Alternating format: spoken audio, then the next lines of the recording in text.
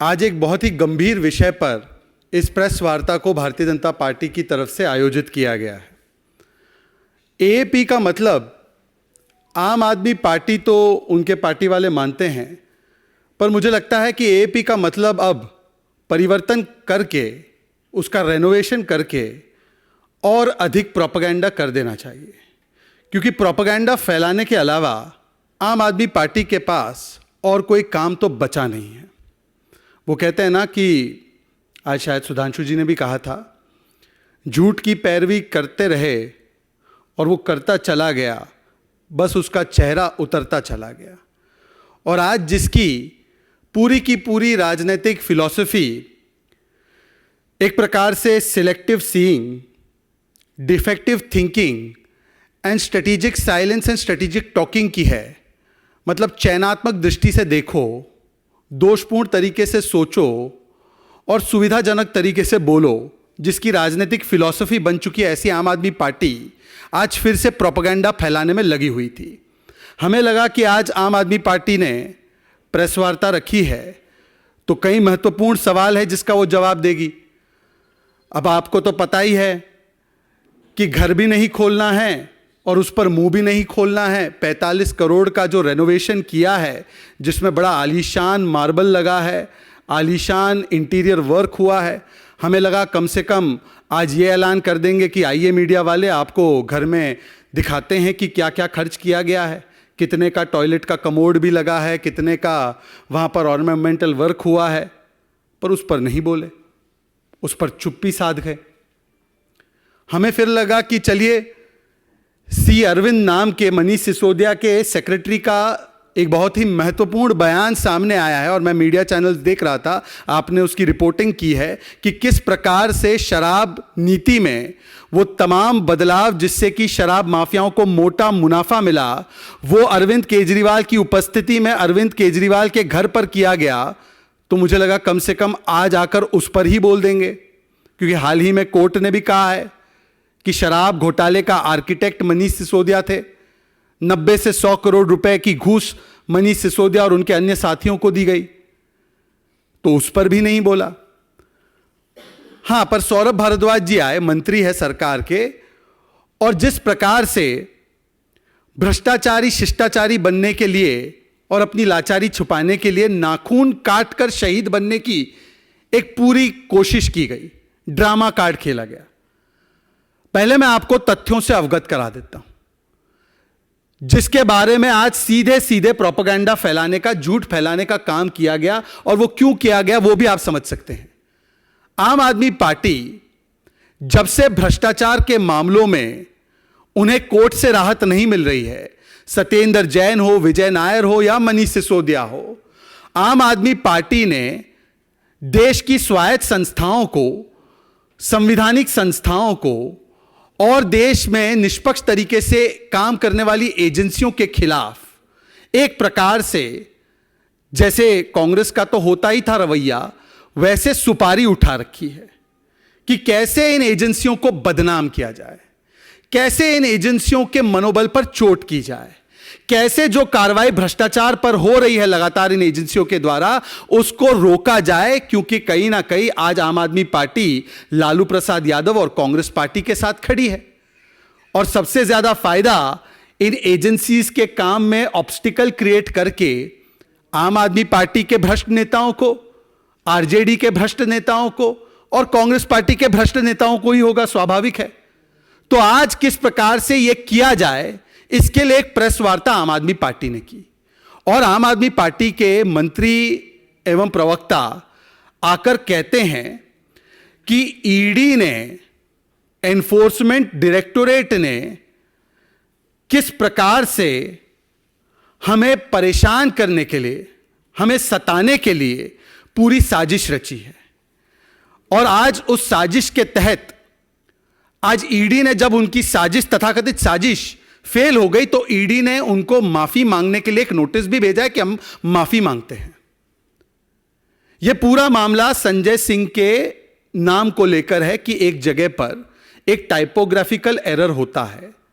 ED उसी समय पर उस टाइपोग्राफिकल एरर को, 4 जगह नाम अपीयर होता है संजय सिंह का, 3 जगह सही होता है, एक जगह राहुल सिंह, जो कि इस पूरे मामले में उनका भी नाम है, वहां पर गलती से राहुल सिंह के बदले संजय सिंह, ये टाइपोग्राफिकल एरर है। हम भी कई बार लिखते हैं, टाइपिंग करते हैं, उसमें एरर हो जाता है, ये एरर हुआ, एक जेन्युइन एरर करते हैं और उसको सुधारने का भी कार्रवाई वो तुरंत करते हैं। पर उसको लेकर, उस टाइपोग्राफिकल एरर को लेकर किस प्रकार से हाय तौबा मचाना और छाती पीटना और विक्टिमहुड कार्ड खेलना, आज इसमें तथ्य क्या है? आनंद जी, मैं आपको तथ्य बता रहा हूं।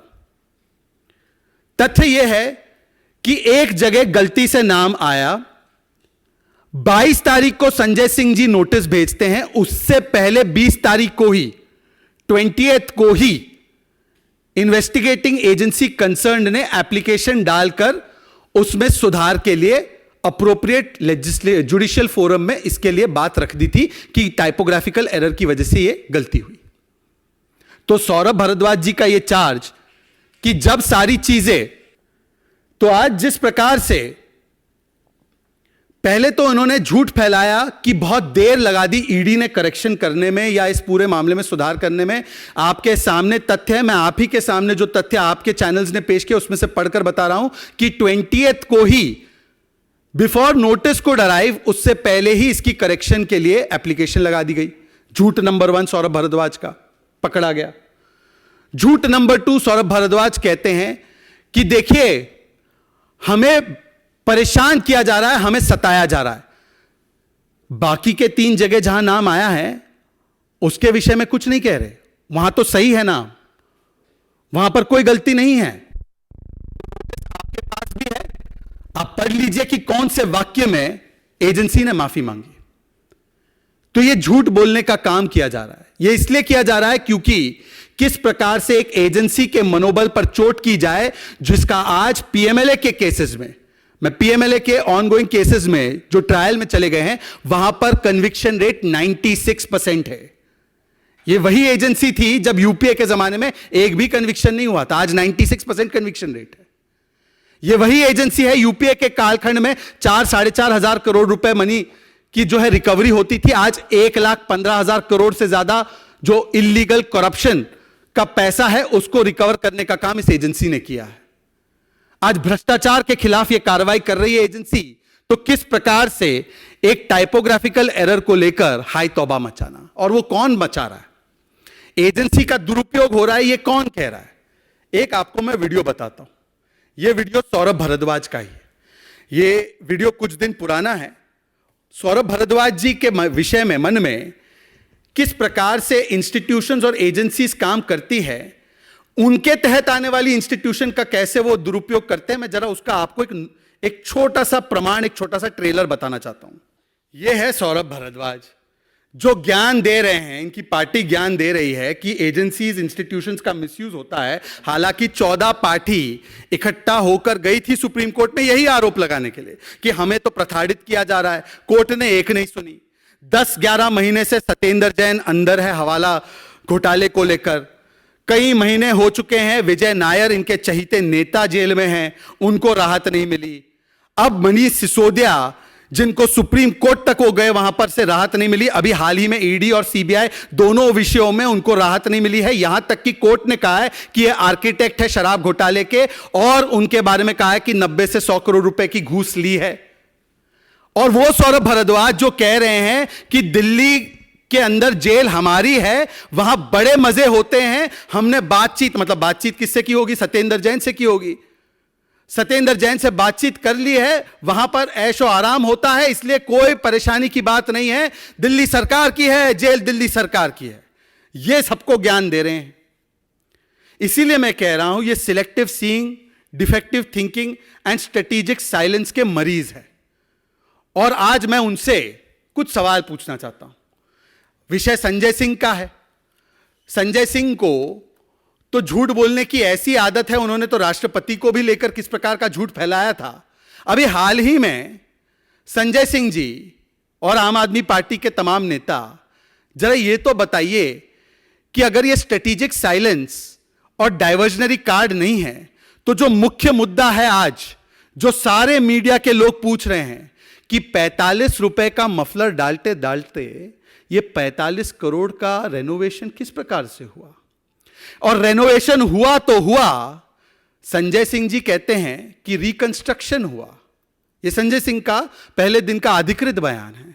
जो मेरे पास मीडिया के माध्यम से डॉक्यूमेंट आए हैं, यहां पर तो टेंडर जो दिया गया है इसमें तो रिकंस्ट्रक्शन कहीं नहीं लिखा है। हां, यह जरूर लिखा है name of work addition alteration in the residence of honourable chief minister at 6 flag road.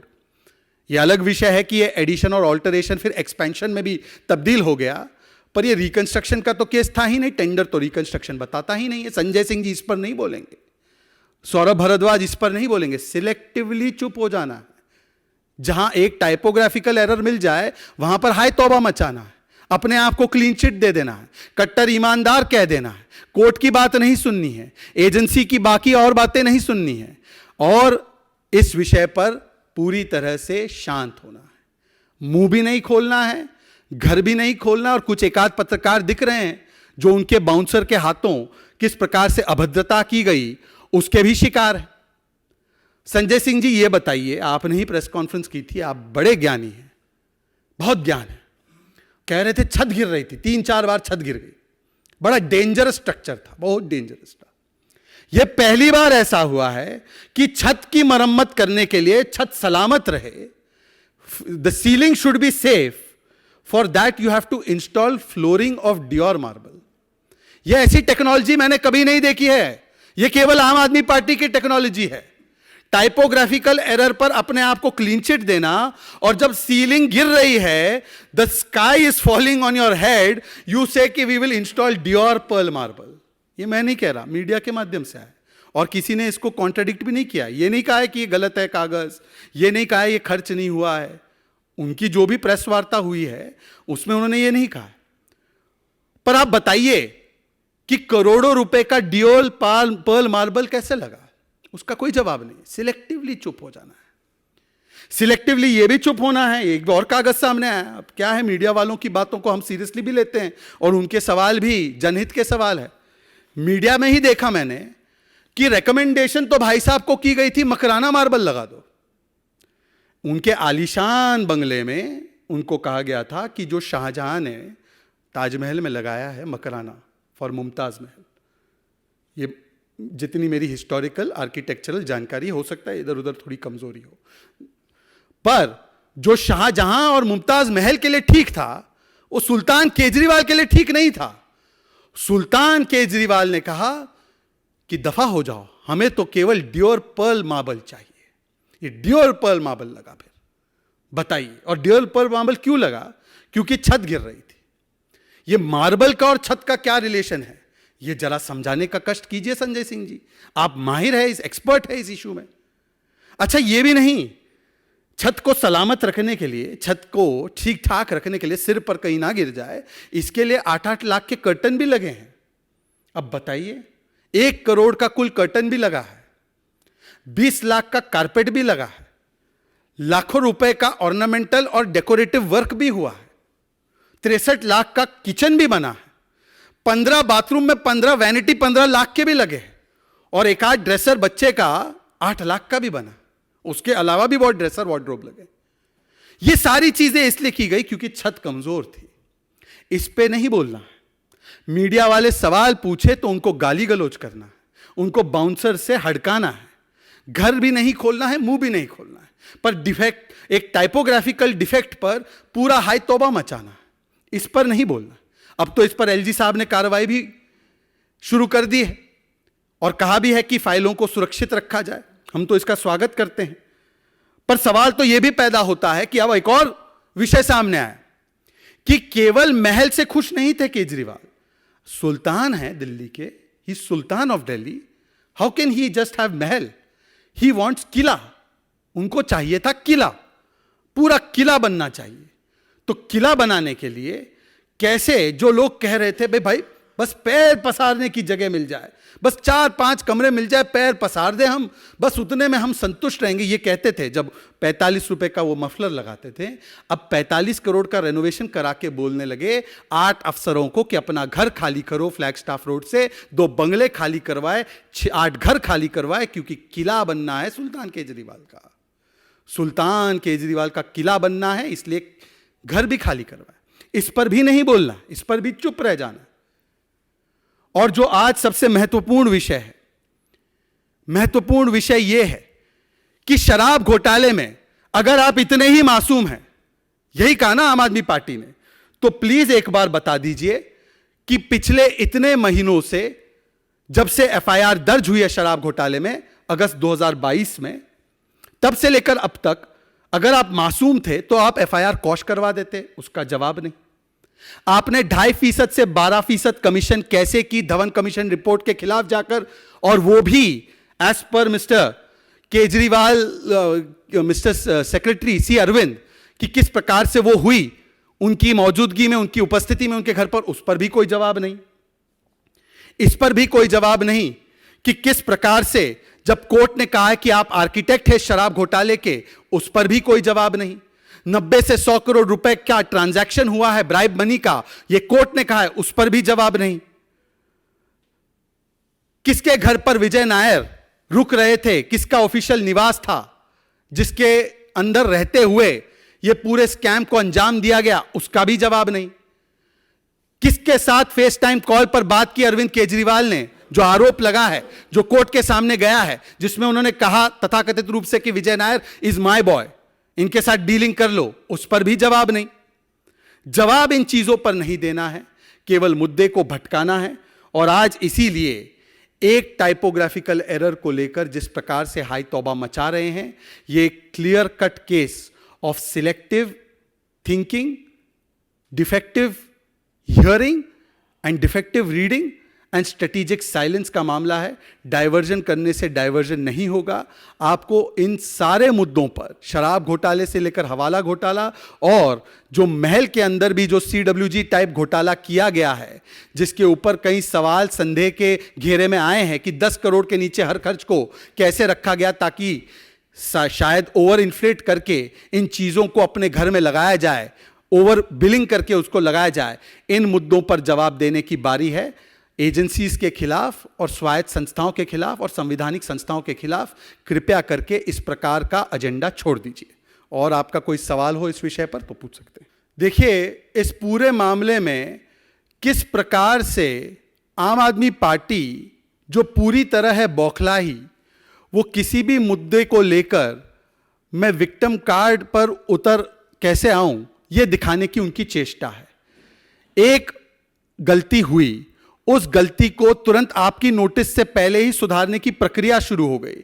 निश्चित रूप से आपको भी इसकी जानकारी है, मीडिया के माध्यम से सभी को इसकी जानकारी थी, परंतु क्योंकि उनको कोई भी कोर्ट से आज तक किसी भी विषय पर, चाहे शराब घोटाला हो, हवाला घोटाला हो, उसमें राहत नहीं मिल रही है। और जो शीश महल कम ताज महल जो उन्होंने बनाया है किला सुल्तान केजरीवाल का, उस पर जो सवालों के जवाब से भागना है, तो कौन सा वो मुद्दा लेकर डाइवर्ट करने की कोशिश की जाए। आज उसी प्रक्रिया में, उसी श्रृंखला में ये पूरा का पूरा ड्रामा रचा गया, ये विक्टिमहुड कार्ड खेला गया, और जो असली मुद्दे हैं उसको एक तरीके से भटकाने की ये पूरी प्रक्रिया थी। देखिए, पेड़ तो तब कटे हैं जब ये लोग अपनी मूल विचारधारा से कट गए हैं। इनकी मूल विचारधारा क्या थी? जब अन्ना हजारे जी के तहत ये काम करते थे, तब इनकी मूल विचारधारा ये थी कि चाहे कुछ हो जाए हम वीवीआईपी नहीं बनेंगे, चाहे कुछ हो जाए हम छोटे से सामान्य घर में रहेंगे। ये उन्होंने हलफनामा साइन करके दिया था। चाहे जो हो जाए हम अपने आम आदमी के स्टेटस को नहीं बदलेंगे। और जैसे ही राजयोग आया तो राजरोग का ऐसा संक्रमण आया है कि सारे सूलों से कट गए, और उस श्रृंखला में पेड़ भी कट गए, उस श्रृंखला में घर भी खाली करवाए गए, उस श्रृंखला में 4-4 लाख के टॉयलेट कमोड भी लग रहे हैं, उस श्रृंखला में डियोर मार्बल भी लग रहा है, और उस श्रृंखला में करोड़ों रुपए के पर्दे भी लग रहे हैं। ये पेड़ ही नहीं काट रहे हैं, ये दरअसल अपनी विचारधारा की जड़ों को काट रहे हैं, क्योंकि अब ये शागिर्द हैं लालू प्रसाद यादव जी के, और ये शागिर्द है सोनिया गांधी और राहुल गांधी के। देखिए, मैं तो इतना ही कहूँगा कि महावीर बजरंगी कुमति निवार सुमति के संगी, पर कांग्रेस की तो मति मारी गई है, ये सुमति के संगी है ही नहीं। तुष्टीकरण की राजनीति में कांग्रेस पार्टी इस प्रकार से आज एक प्रकार से अपना आपा खो बैठी है कि इस तुष्टीकरण की राजनीति में कभी वो मैनिफेस्टो में लिखते हैं और वो मैनिफेस्टो कांग्रेस पार्टी का कम और हो सकता है जिस प्रकार से लग रहा है किसी फंडामेंटलिस्ट ऑर्गेनाइजेशन का ज़्यादा लगता है, वो अपने मैनिफेस्टो में लिखते हैं कि हम गौकशी के खिलाफ जो कानून है उसको हटा देंगे। वो लिखते हैं कि जो एंटी कन्वर्जन बिल है उसको हम हटा देंगे, मतलब धर्मांतरण की पूरी आज़ादी दे देंगे। वो कहते हैं पीएफआई पर प्रतिबंध लगाएंगे, पीएफआई पर तो पहले से प्रतिबंध है। जिन लोगों ने पीएफआई के खिलाफ 175 केस हटाने का काम किया, आज वो ये कह रहे हैं सीधे तौर से कि यदि कोई जय बजरंगबली बोलता है या इस प्रकार के एक संस्थान से जुड़ा है तो उसके ऊपर वो एक कार्रवाई कराएंगे, उसको जेल में डाल देंगे। मतलब कि पहले प्रभु श्री राम को किस प्रकार से ताले के पीछे रखा गया और अब कह रहे हैं एक प्रकार से कि बजरंग बली के अंदर आस्था रखने वाले लोगों को भी ताले के पीछे भेज देंगे। तो ये शुद्ध प्रकार से ये एक प्रकार से तुष्टीकरण की राजनीति का सबसे विकृत चेहरा, और कांग्रेस से तो ये एक्सपेक्टेड है। कांग्रेस ने तो हिंदू टेरर कहा, कांग्रेस ने सैफरन टेरर कहा, कांग्रेस ने कहा कि प्रभु श्री राम का अस्तित्व नहीं है, कांग्रेस ने तो राम सेतु के खिलाफ भी कितनी साजिशें रची, और हिंदुत्व आईसिस और बोको हराम होता है ये भी कांग्रेस के ही टेबल से निकला है। तो उनकी इस प्रकार की तुष्टीकरण की राजनीति का सीधा सीधा मतलब ये है, कभी गाली देना प्रधानमंत्री जी को, कभी तुष्टीकरण करने की राजनीति पर उतर आना, कि कहीं ना कहीं कांग्रेस को हार नजर आई तो कांग्रेस पार्टी गाली और वोट बैंक पर उतर आई। तो जो बात पर्दे में थी वो अब पर्दा गिर चुका है, और पर्दा गिर चुका है तो असली चेहरा सामने निकल कर आ चुका है। क्योंकि मैं देख रहा था national general secretary of SDPI, he has said I have now decided that we will contest only 16 seats. Earlier we were going to contest 100 seats, and we are going to leave these seats for Congress party and others, and we are going to do door-to-door campaigning for Congress party.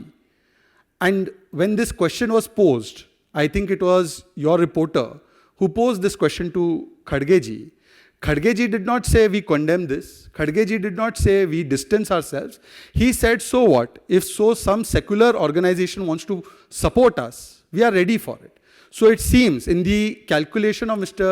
Khadge and the Congress party, SDPI is secular for them, the outfit which is the political wing of PFI.